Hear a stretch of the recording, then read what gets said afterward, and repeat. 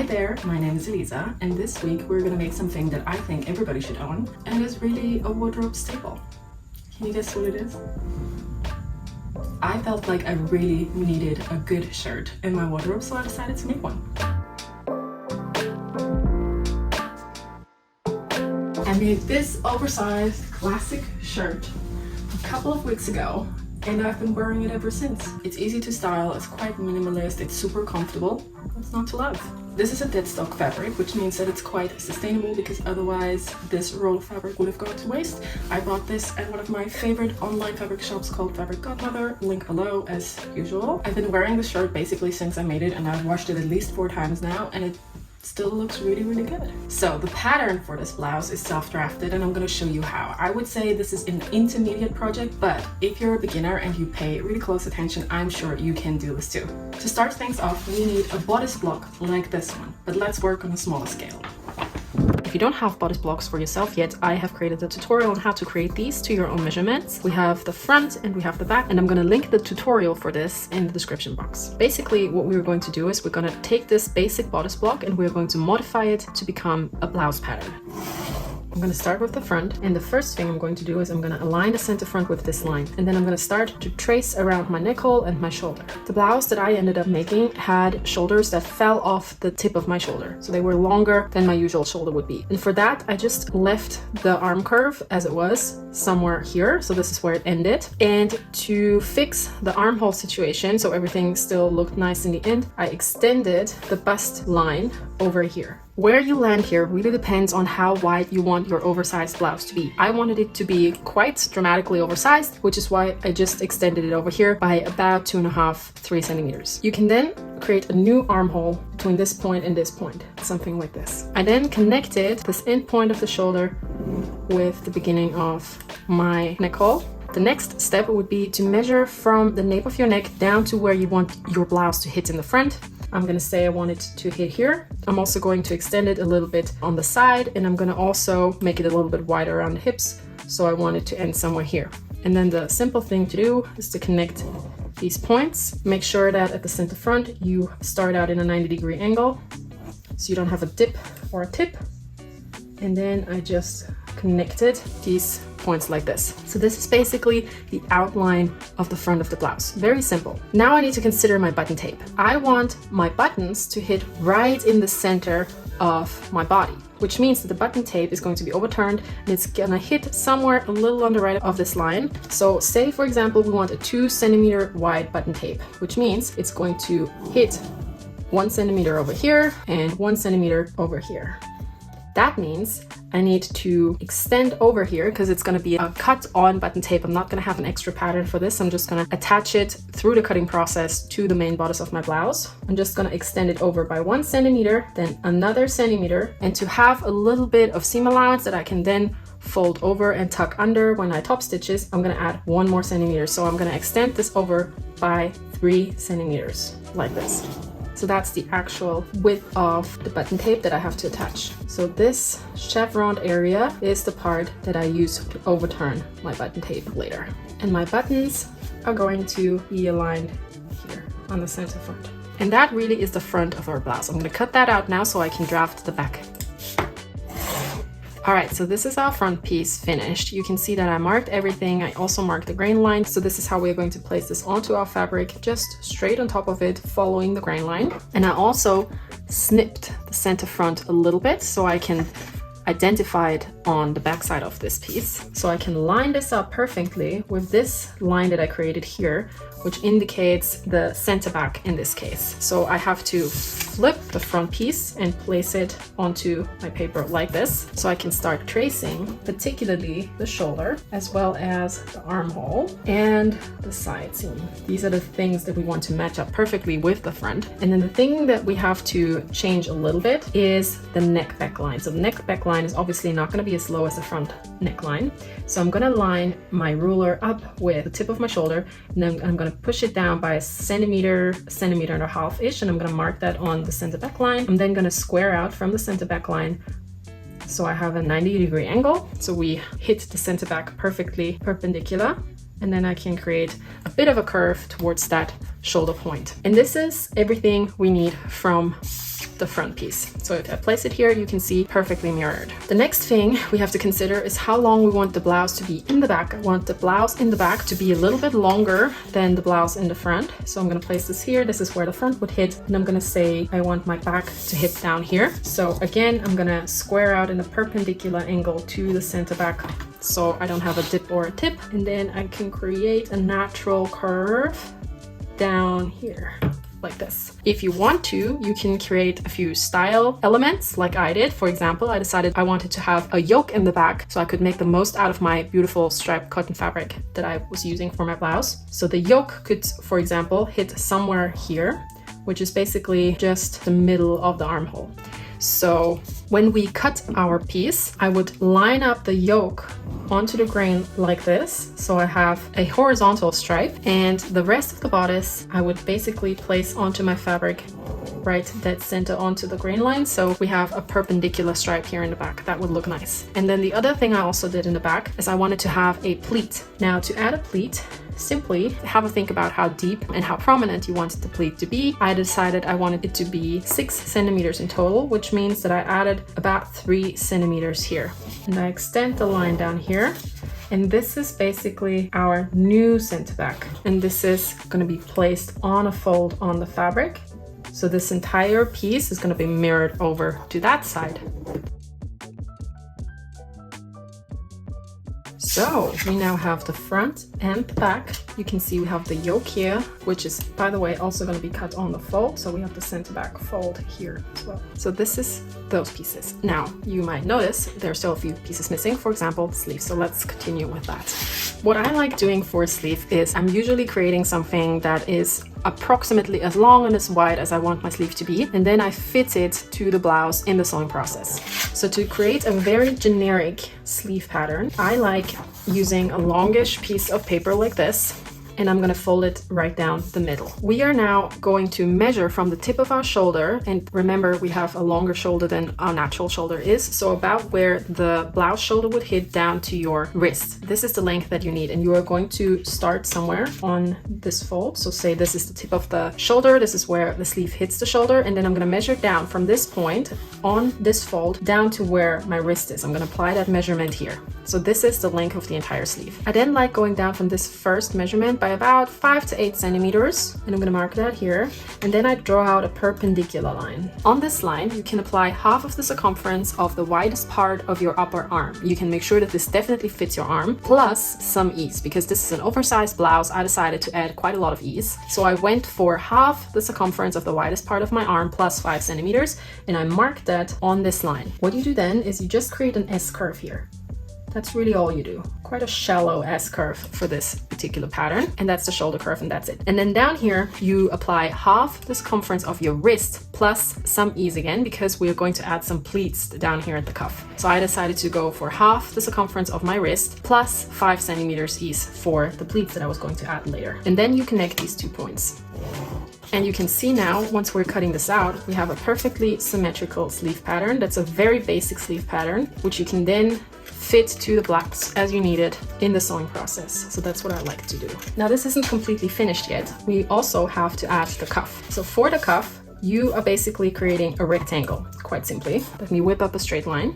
From that line, you create a perpendicular line, which is as high as you want your cuff to be. And this is a style choice. You can make this 4 centimeters, 5 centimeters, 6 centimeters, however prominent and chunky you want your cuff to be. Simply take that measurement and add a line parallel to your first line with that measurement. I then just created somewhere in the middle a line perpendicular to these 2 lines. And now what you do is you take the circumference of your wrist plus 2 centimeters for an overlap later for the buttons. So you apply half of it to one side and the other half of it to the other side. If this is your cuff, you then fold it in the middle, and you can then cut a nice curve if you want, and this is what you want your cuff to look like. And that's your cuff, really. That's it. Okay, so we have the front, we have the back, we have the sleeve, and we have the cuff. And the last thing is the collar. So I'm just taking this scrap piece of paper that I have here, and I'm just gonna create an arbitrary straight line.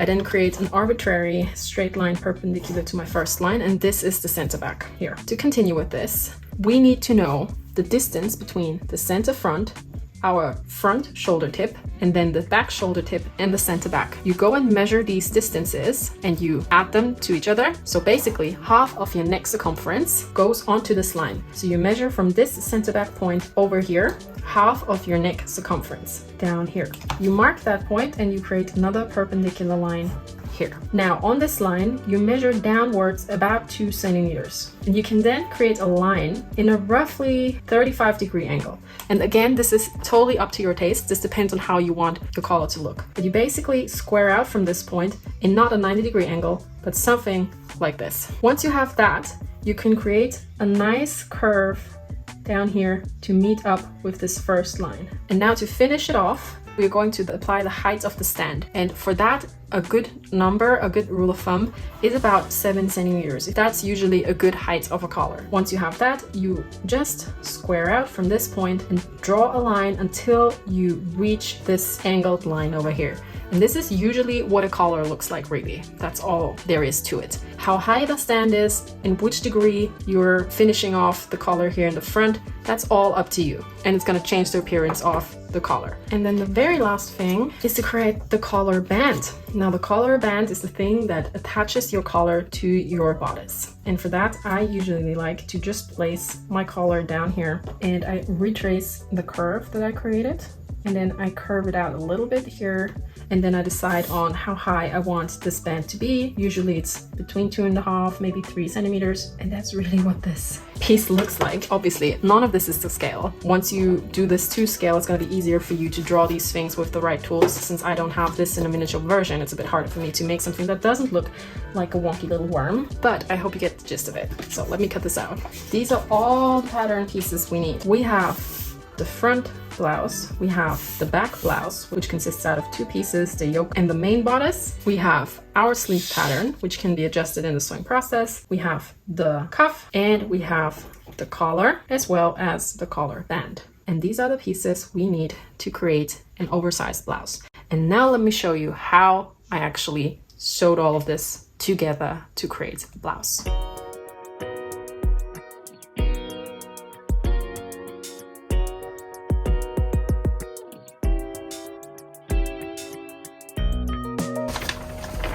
So first, let's start off with the back of the blouse. We have to connect the yoke and the rest of the back, but before I can do that, I have to add a pleat to the center back. That's just a common design element with these kind of blouses.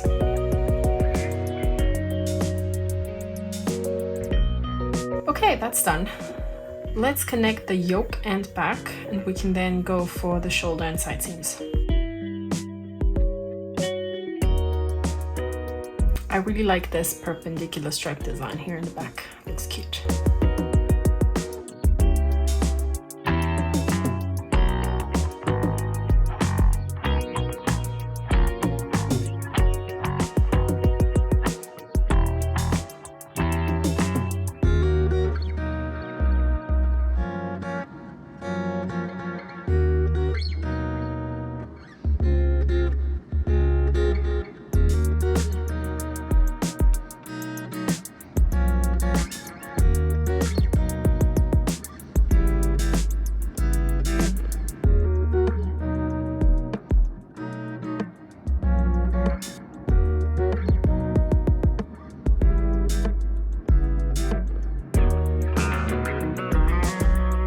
Alright, so this took me pretty exactly 20 minutes, and that's just the base of the shirt.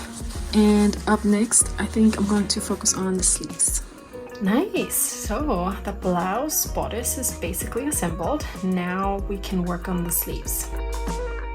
I'll start with the cuffs. I have 4 layers cut for this piece, which have to be overturned to make 2 cuffs.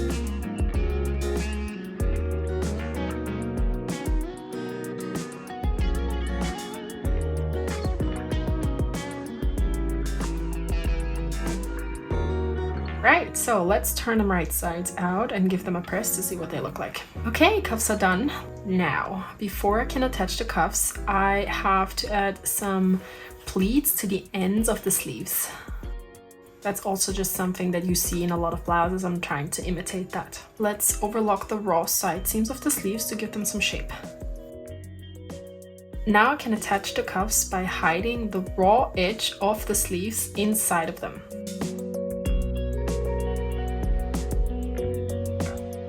I'm gonna top stitch that closed to finish assembling the sleeves.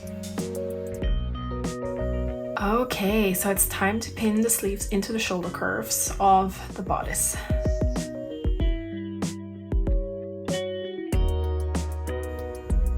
Let's sew that.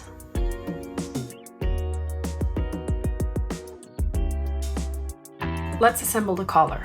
This actually works quite similarly to how the cuffs went. Let's place the 2 according pattern pieces right sides touching.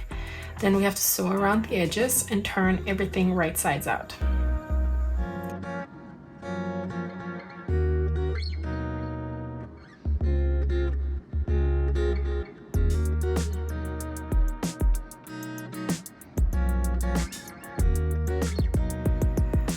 Okay guys, we're almost there. Now we have to attach the band by sandwiching the collar in between the 2 layers of fabric.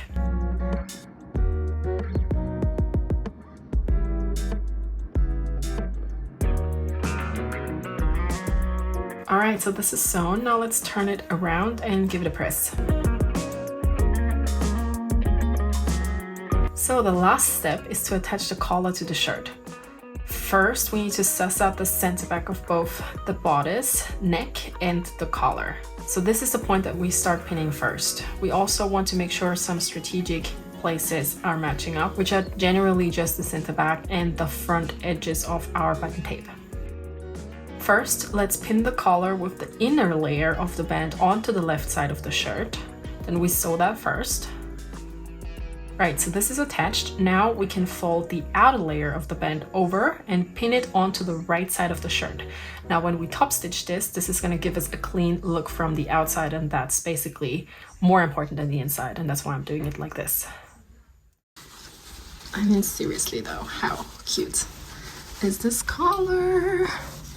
I love it. I think it's so nice with the stripes in the perpendicular angles. I think it's really good. And we're now far enough along so we can do the button tape, which I'm going to show you how to do now. Alright, so for the button tape, we are going to do something that feels a little counterintuitive at first. So I'm placing the button tape in front of me, and then I'm folding it over by just 1/2 centimeter. And then I fold it to the inside of the shirt, and I'm placing it so that it just meets where the bridge of the collar starts. So that's where I want it to end. We are now going to sew that way. Okay, so now we have something looking like this. And now we can turn it over, and now we have this.